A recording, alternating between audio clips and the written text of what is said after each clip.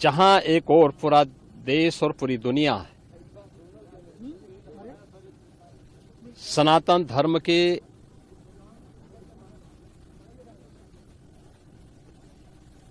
इस सबसे बड़े आयोजन का साक्षी बनकर के गौरव की अनुभूति कर रहा है, प्रफुल्लित है, वहीं दूसरी ओर सनातन धर्म के खिलाफ सपारी लेकर के षड्यंत्र करने वाले तत्वों के द्वारा लगातार शरारत पे शरारत करते हुए झूठ के और असत्य के नित नए प्रतिमान भी गढ़े जा रहे हैं।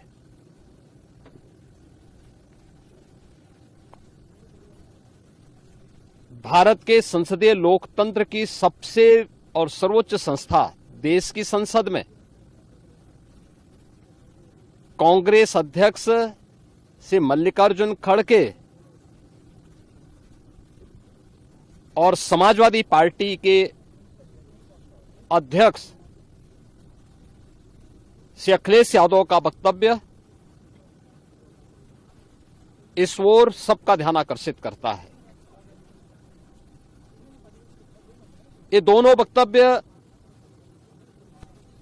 न केवल इनके सनातन धर्म विरोधी चरित्र को उजागर कराता है, बल्कि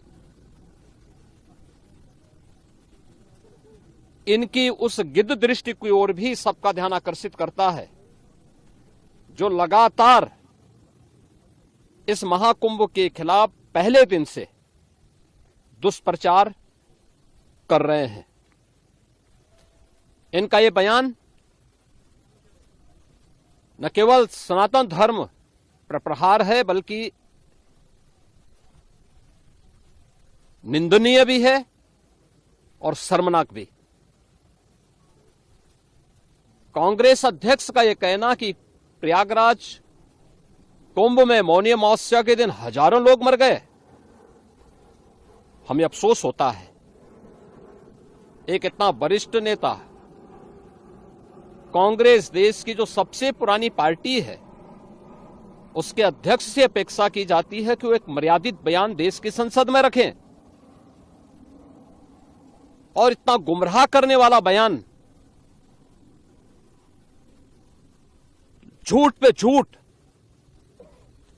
ऐसे ही समाजवादी पार्टी के अध्यक्ष का बयान, एक प्रतिस्पर्धा दोनों दलों में है, कौन कितना सनातन विरोधी वक्तव्य दे सके। ये कहना कि कोई आंकड़े नहीं दिए गए, यहां से प्रशासन से जो बयान जो आंकड़े दिए गए, उन आंकड़ों को मैंने भी सबके सामने रखा। घटना दुखद थी, हर व्यक्ति दुखित था, और जितने क्विक रिस्पांस से मेला प्रशासन, police, NDRF, SDRF, civil defence, इन सब ने मिलकर के घायलों को हॉस्पिटल पहुंचाने का काम किया, अपने आप में एक मिसाल है। करोड़ों लोग प्रयागराज में उस दिन उपस्थित थे। ये दोनों दल चाहते थे और सनातन धर्म विरोधी चाहते थे कि बड़ा हादसा हो जाए। हमारी पहली प्राथमिकता थी कि किसी भी स्थिति में इसको हम जीरो हादसे तक लेके जाएं, लेकिन दुर्भाग्यपूर्ण तरीके से घटना घटित हुई। लेकिन जितने क्विक रिस्पांस से प्रशासन ने और सभी संबंधित संस्थाओं ने कार्य लेकर के उन्हें हॉस्पिटलाइज किया, उसमें कुछ लोग उस हादसे के शिकार हुए, वह दुखद है। उन सभी परिवारों के प्रति हम लोगों ने अपनी संवेदना भी व्यक्त की और उसके लिए कुछ आर्थिक मुआवजा भी घोषित किया। यद्यपि किसी व्यक्ति की कमी मुआवजे से नहीं हो सकती, लेकिन तब भी हम लोगों ने एक प्रयास किया, घायलों का प्रॉपर उपचार कराया। वे सभी घायल आज भी कुछ प्रयागराज मेडिकल कॉलेज में हैं, बाकी अपने परिवार के सदस्यों के साथ चले गए हैं मैंने भी, मेरे साथ मेरे मंत्रियों ने भी, प्रशासन ने भी, प्रदेश के मुख्य सचिव ने भी, प्रदेश के डीजीपी ने भी उन सभी लोगों से मुलाकात की थी।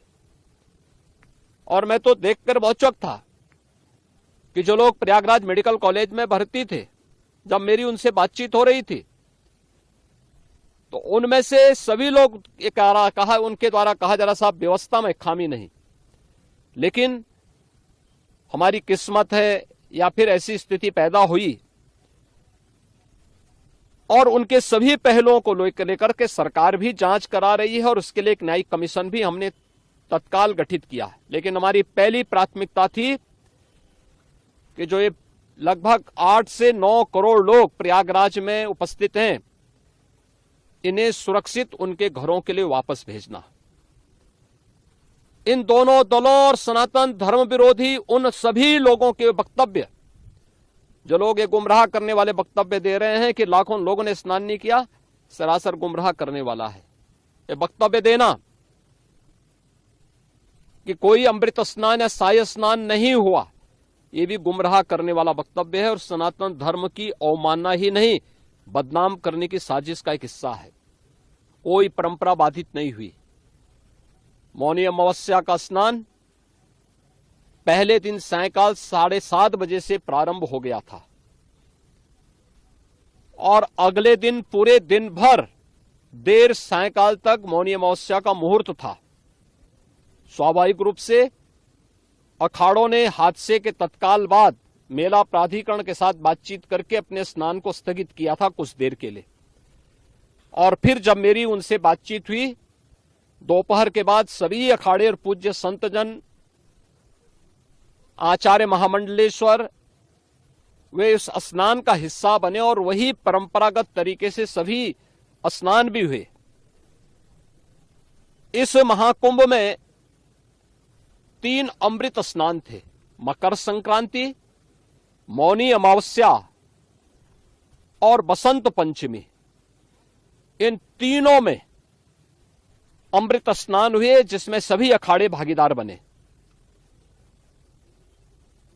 पौष पूर्णिमा से आयोजन प्रारंभ हुआ।